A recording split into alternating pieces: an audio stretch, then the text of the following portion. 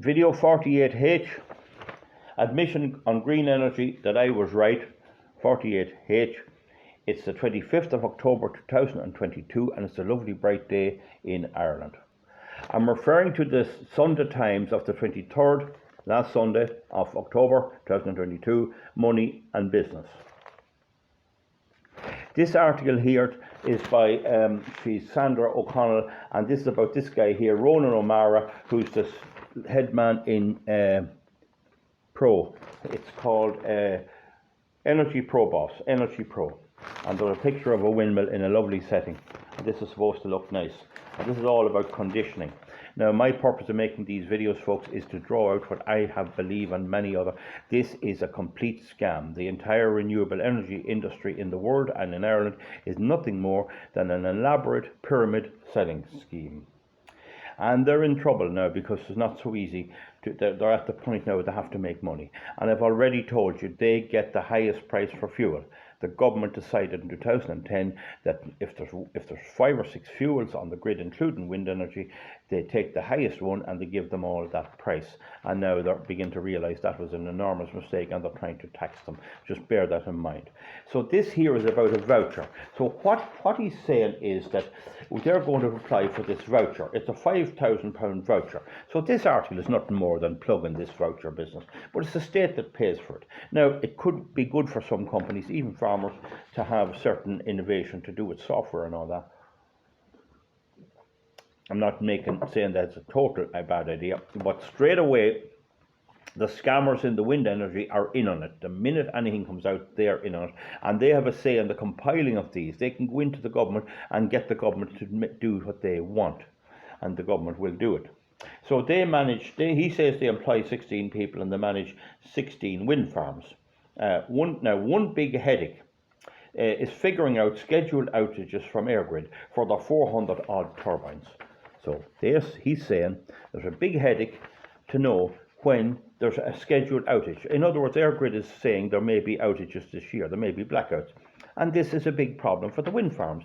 And the first thing you might bear in mind is, why is it? I thought the whole idea of wind farms was that they were going to replace the grid fossil fuel.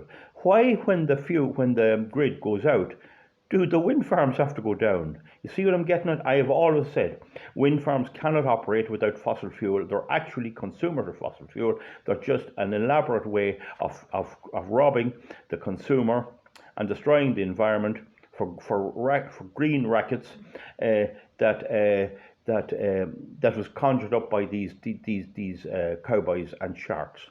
That's all they are. Now, so the thing about it is, these crowd of 400 wind turbines, and it's a headache. Oh, a headache. Oh, there's going to be scheduled blackouts. I thought you were going to, I thought you were going to keep the lights on. That proves that you cannot have renewable wind energy without the grid actually running up and running, and at least 40% of the power in the grid being fossil fuel energy. And when the fossil fuel runs out, as it could happen, they can't run the windmills. It's an emergency situation. So what he's saying is they can close their wind farms at the same time. They can close their wind farms at the same time and do maintenance. So they can be ready when the grid goes down to have their technicians available and do whatever maintenance is needed. Turn them off. So what is the point in having them when the grid goes down due to an absence of fossil fuel and the wind turbines have to go down as well? 36 academic providers, universities and research centres. There's a crowd called CEADER, see it there, CEADER, National Centre for Applied Artificial Intelligence. It want to be artificial? I don't see very much. Is it biological intelligence? It want to be artificial? So this is what they are. Now, having said that, software is in all our lives and we use it, and I use it here. I'm using it here right now. So it's not a thing that we're against progress in that way. It can be a bit of a cod. I have none of my machines, my digger, my tractors, none of them have any software in them at all, and they do the job 100%. Now, so they say they'll close the wind farms for routine maintenance, which both will take place at the same time.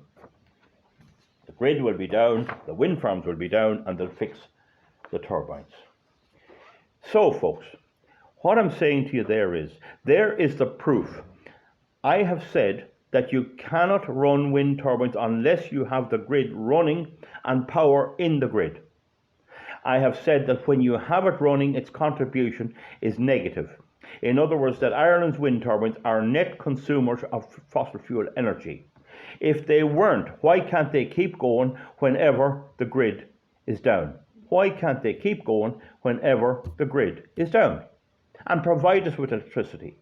The answer is they cannot, and the answer is too that they need electrical energy. Now, it may be possible to shut them down and not have much power going into them, but clearly it's a problem.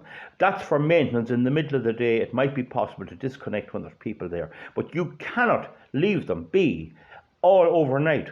If there came wind or high wind or storm or anything like that, you have to come along and change the angle of the blades, move them round to face the wind. You can't have the back of them to the wind, and several other things. You have to do all of that, but you might be able to disconnect electricity for a while. Moreover, you'll find they can bring in a trailer with a big diesel generator on it to keep it going while this repair is going on. So, to finish, folks, that is the direct admission in the newspaper.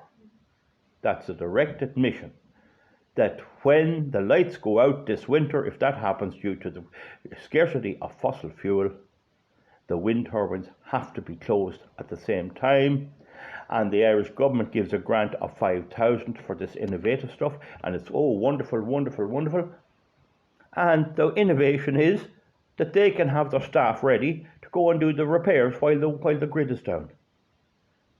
There's no talk at all about keeping the windmills going. What if it's a good windy day? What if there's good wind blowing? Why aren't they keeping going? But we know there's nearly never any wind blowing. So the fact of the matter is, they're no use when you want them. No use when you want them. Folks, I think by now most people are realising the massive, massive scam that has been pulled, and the fact that our government of all hues back this, and that the people who consume electricity are going to go out and vote yes, number one, for some candidate that supports the building of wind farms and indeed solar farms that have no function when we need them most. Give me a thumbs up, folks, or give me a thumbs down if you think I'm wrong, and comment underneath. I love the comment, and if I ever get it wrong, I'll say so. There's the article. There it is, black and white, not my word. They have to shut them down when the wind. They have to shut them down. It's a pity. It's laughable. It is absolutely laughable that that's the situation. That they have to shut them down and they have to try and think they're clever because they can fix them when they're shut down. And what if there's nothing wrong with them? There's the evidence. There's the proof. This is why there has been no strategic environmental assessment under Article 3.2 of the SEA directive carried out. No engineers ever had a say in any of this, and that's why we have such a ridiculous, ridiculous situation. Wind farms are the same as a factory or anything else. They're net consumers of electricity from whatever source they can get, whether coal, oil or gas. Folks, that's it. Bye, and we'll see you soon.